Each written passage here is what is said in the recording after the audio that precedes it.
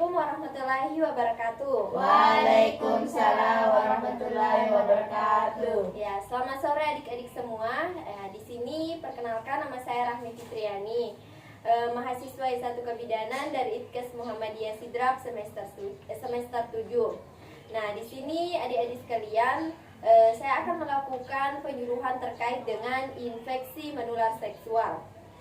Ya, sebelum itu saya ingin bertanya kepada adik-adik sekalian, umurnya sudah berapa? 15. Ya, 15 berarti sekarang sudah masuk dalam remaja yang produktif ya. Ya. Jadi aktif dalam melakukan segala hal. Ya, jadi di sini adik-adik sekalian saya akan melakukan penyuluhan terkait dengan infeksi menular seksual. Nah, sebelum itu di sini saya akan membagikan semacam brosur atau leaflet. Nanti kalau pulang bisa adik-adik sekalian baca-baca di rumah, ya.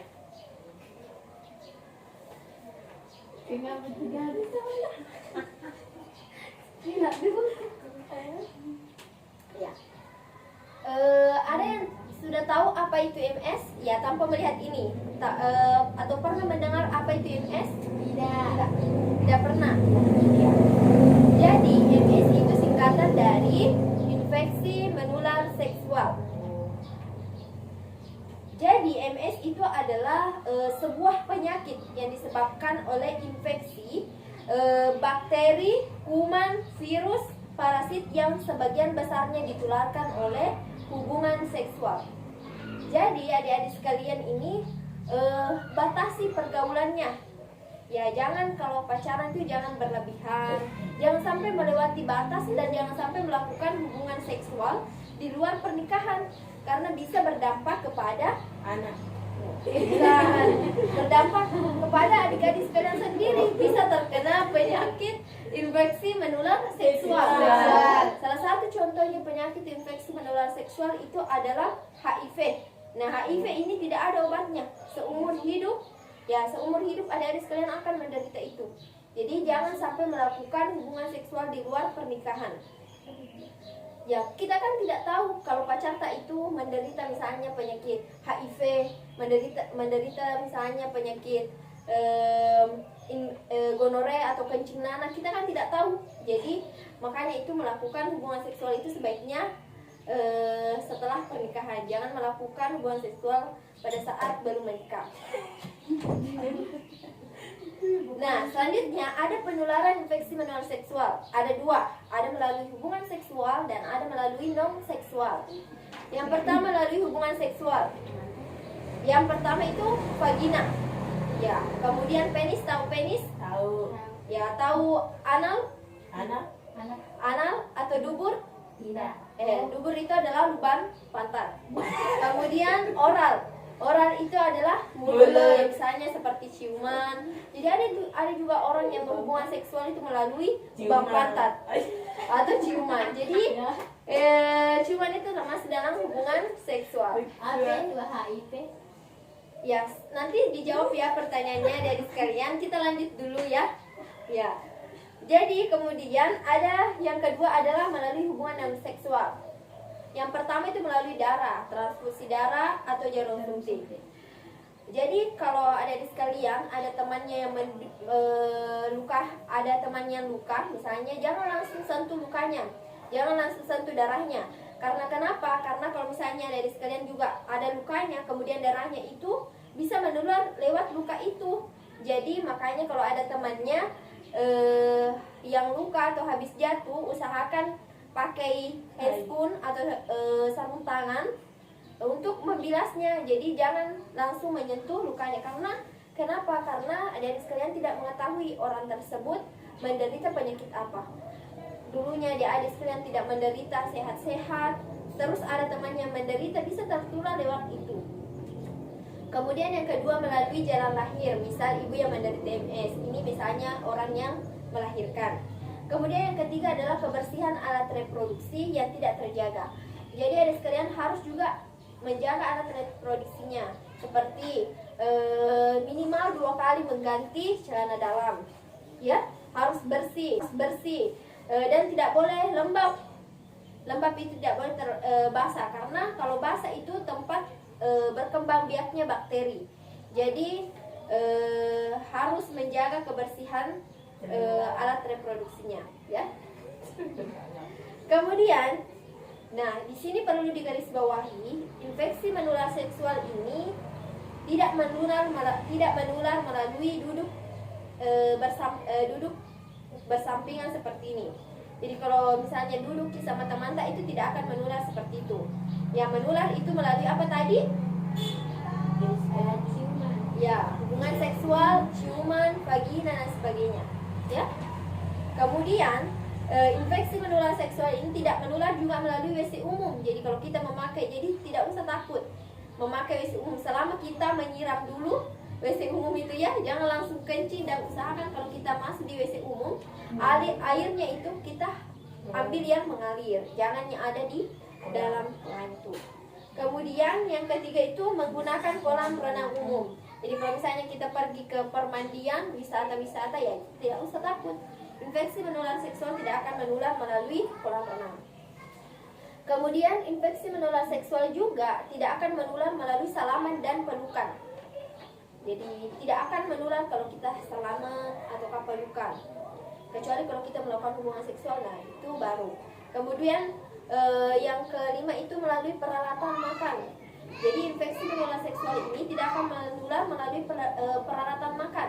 Misalnya kita makan di warung, ya ada orang yang menderita infeksi menular seksual, itu tidak akan menular karena sudah dibersihkan terlebih dahulu. Kemudian yang keenam, infeksi menular seksual ini tidak akan menular melalui bersin dan keringat, ya. Kemudian yang ketujuh, infeksi menular seksual ini tidak akan menular melalui memegang gagang pintu. Jadi kalau misalnya ada orang yang terkena penyakit infeksi menular seksual sudah pegang pintu, itu tidak akan menular, ya. Jadi menularnya itu lewat apa tadi? Vagina, penis, bubur, oral. Melalui hubungan seksual. Jadi kalau berpegangan tangan sama pacar itu tidak menular. Cukup kalau misalnya berhubungan seksual itu baru menular. Nah di sini sekarang ada pencegahannya. Yang pertama itu hindari melakukan hubungan seksual lebih dari satu orang, ya. Makanya itu kita dianjurkan untuk menikah dalam Islam. Ya, satu orang saja kita melakukan hubungan seksual, ya tidak boleh banyak orang, ya. Banyak orang. Kemudian yang kedua, rutin menjaga kebersihan organ intim. Ya, kita harus menjaga organ intim, ya. Kemudian yang ketiga, selalu gunakan alat pengaman saat berhubungan intim. Nah ini biasanya pada orang yang pekerja seks, seperti menjual diri, nah harus menggunakan kondom dan sebagainya. Memang kalau misalnya ada yang sekalian mau melakukan hubungan intim, ya tapi jangan, ya. Bukan hubungan intim, ya usahakan memakai kondom supaya tidak tertular penyakitnya. Tapi jangan, karena ada sekalian itu masih remaja, tidak boleh melakukan hubungan itu. Kemudian yang keempat itu adalah vaksinasi. Nah biasanya ini dilakukan di rumah sakit. Ya, itu saja ya terkait dengan infeksi menular seksual. Ada yang ingin ditanyakan? Apa contoh penyakit IMS, Kak? Ya, contoh dari penyakit IMS itu yang pertama tadi adalah HIV. Nah, HIV ini adalah penyakit di mana kekebalan tubuh itu kurang. Jadi kalau terkena HIV, ya semuanya itu akan merasa sakit. Jadi imunitas itu turun. Jadi mudah kita terkena penyakit. Nah, HIV ini harus makan obat seumur hidup. Jadi mau kira-kira makan obat seumur hidup? Tidak. Ya, makanya itu hindari melakukan hubungan seksual di luar pernikahan, ya. Kemudian ada lagi, ya, contohnya yang kedua itu adalah gonore. Gonore itu adalah kencing nanah. Makanya kalau kita melakukan hubungan seksual itu dengan orang, kalau misalnya, ya usahakan pakai pengaman, ya. Karena kita tidak tahu orang ini menderita penyakit apa, ya. Jadi makanya hati-hati, jangan sampai kalau pacaran itu jangan sampai melakukan hubungan seksual di luar pernikahan. Ya, ada lagi yang ingin ditanyakan?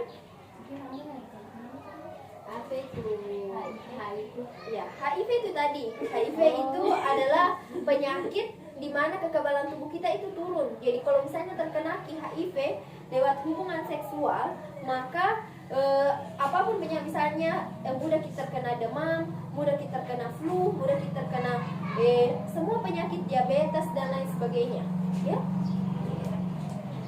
Ya, kemudian saya ingin review kembali kepada adik sekalian. Apa tadi itu MS? Infeksi menular seksual. Ya. Apa penyebab dari MS itu? Vagina. Ya. Itu cara penularannya.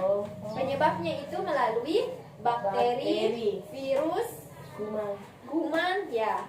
Dan sebagian ditularkan oleh hubungan seksual. Nah, kemudian IMS menular melalui Vagina. Apa?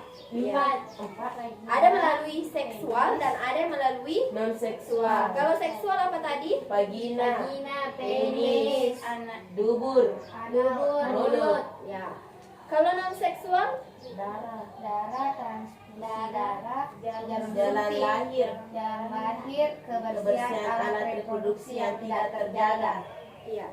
Kalau infeksi menular seksual itu tidak menular melalui apa? Duduk berdampingan. Ya, baru WC umum. Ya. Renangan umum. Ya. Salaman dan pelukan, melalui peralatan makan, Memegang pintu. Ya. melalui Bersin dan dan keringat. Kemudian kalau pencegahannya apa? Hindari Hindari melakukan hubungan seksual dengan lebih dari satu orang. Ya, baru Rutin menjaga kebersihan intim. ya, apa lagi? Selalu gunakan alat Pengaman saat pelindung. berhubungan intim. Ya, baru apa lagi? Vaksinasi terhadap vaksin untuk mencegah HIV dan hepatitis B. Ya, itu tadi ya. Ya, dari sekarang sudah tahu apa itu infeksi menular seksual. Jadi sekarang ya lakukan pencegahan terhadap diri adik-adik sekalian, karena kalau adik-adik sekalian melakukan hubungan seksual di luar pernikahan, yang dirugikan itu bukan laki-laki. Yang hamil itu bukan laki-laki, tapi perempuan. Jadi perempuan juga yang menanggung malu. Jadi makanya usahakan kita menjalin hubungan yang halal. Ya, mungkin itu ya terkait penyuluhan hari ini. Terima kasih kepada adik sekalian sudah datang ke sini meluangkan waktunya. Semoga ilmunya bermanfaat dan informasi yang saya berikan bermanfaat. Wassalamualaikum warahmatullahi wabarakatuh.